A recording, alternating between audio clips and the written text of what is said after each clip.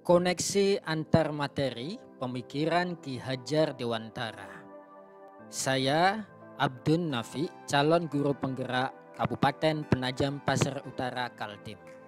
Cara pandang saya tentang siswa dan pembelajaran sebelum belajar pemikiran Ki Hajar Dewantara yaitu saya mempercayai bahwa murid adalah objek pembelajaran. Semua materi media sumber belajar hanya dari guru, siswa hanya mendengar.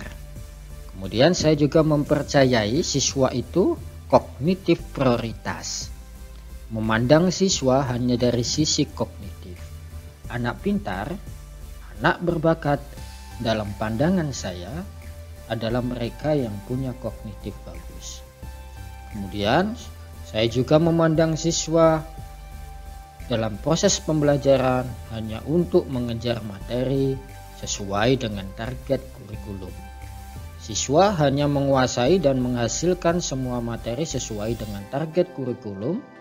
Yang tidak selesai tentunya ada sanksi bagi mereka. Kemudian pembelajaran monoton dan berbasis pada guru.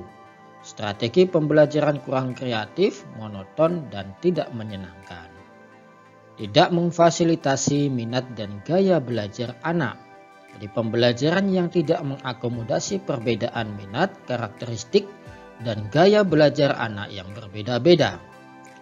Kemudian pembelajaran yang menuntut bukan menuntun.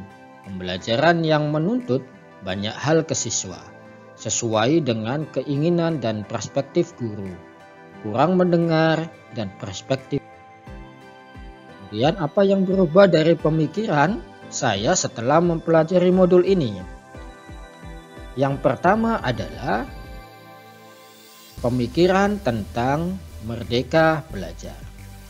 Yang saya pahami, memerdekakan cara belajar siswa, menurut Ki Hajar Dewantara, memberikan perhatian khusus pada kemerdekaan belajar. Menurut beliau, merdeka belajar itu bahwa proses pendidikan harus menciptakan suasana-suasana yang membahagiakan, mengakui karakteristik yang berbeda sesuai dengan kodrat yang dimiliki oleh peserta didik. Memerdekakan belajar mereka berarti memberikan ruang mereka berkolaborasi, ruang berkarya, kemudian ruang mereka untuk menemukan pengalaman-pengalaman baru yang kontekstual sesuai dengan kebutuhan alam atau kearifan lokal dan kebutuhan zaman bagi anak. Kemudian yang kedua,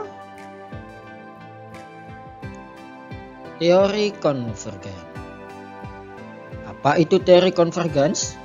Menurut Ki Hajar Dewantara, bahwa semua anak dilahirkan atau diperumpamakan sehelai kertas yang ditulis penuh.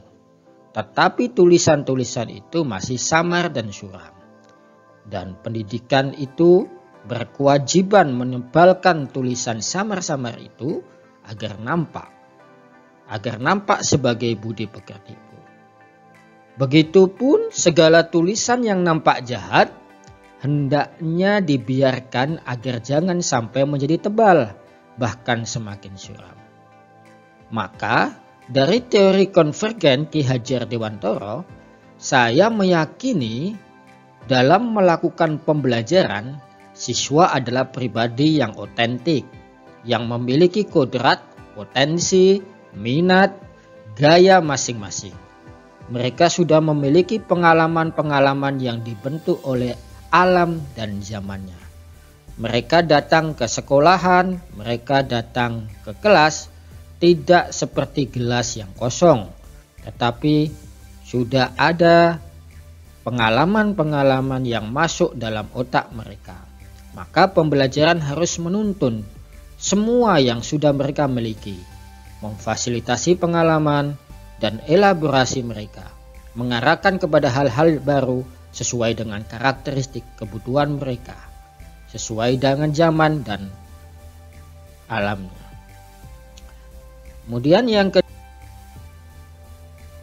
adalah sifat kodrat anak. Menurut Ki Hajar Dewantara, sifat kodrat anak adalah bermain dan ia mendapatkan kenyamanan di alam keluarga. Maka saya meyakini bahwa pada dasarnya sifat kodrat anak adalah bermain. Proses bermain itu mengakomodir semua gaya belajar siswa. Melihat, mendengar, mempraktekkan atau mensimulasikan, menumbuhkan gaya belajar visual, audio visual, ataupun gaya belajar kinestetik siswa. Dan model belajar seperti ini mengakar kuat di ingatan siswa. Kemudian pada dasarnya kenyamanan dan kebahagiaan anak ada di lingkungan keluarga. Maka proses pembelajaran harus menghadirkan situasi keluarga dan kekeluargaan dalam proses belajar mereka.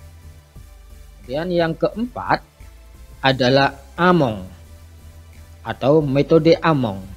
Apa itu metode Among? Menurut Ki Hajar Dewantara, pemeliharaan dan perhatian untuk mendapatkan tumbuh hidup anak lahir dan batin sesuai dengan kodratnya sendiri.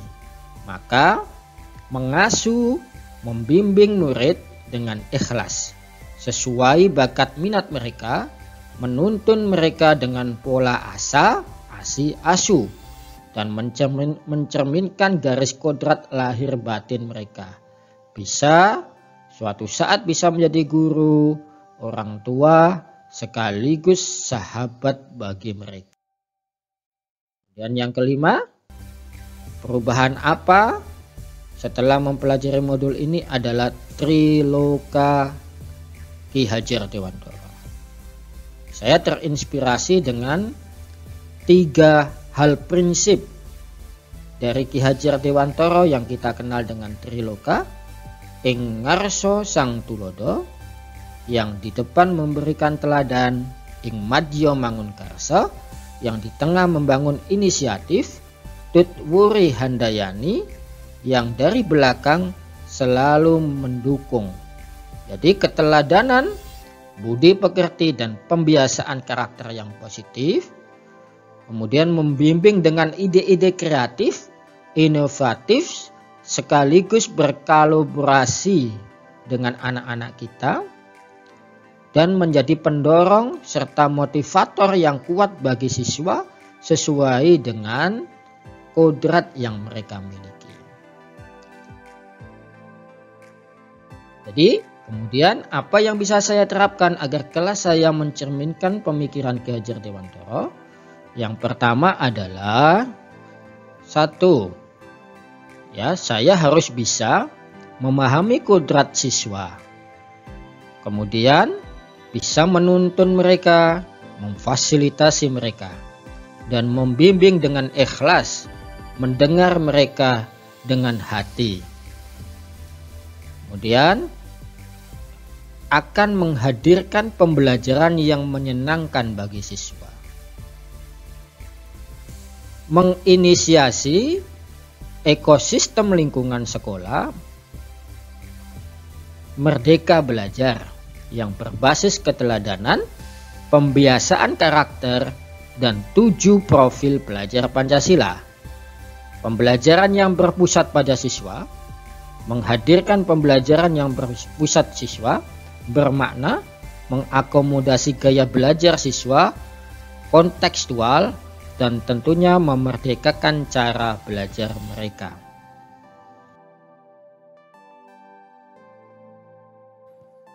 Terima kasih. Salam guru penggerak.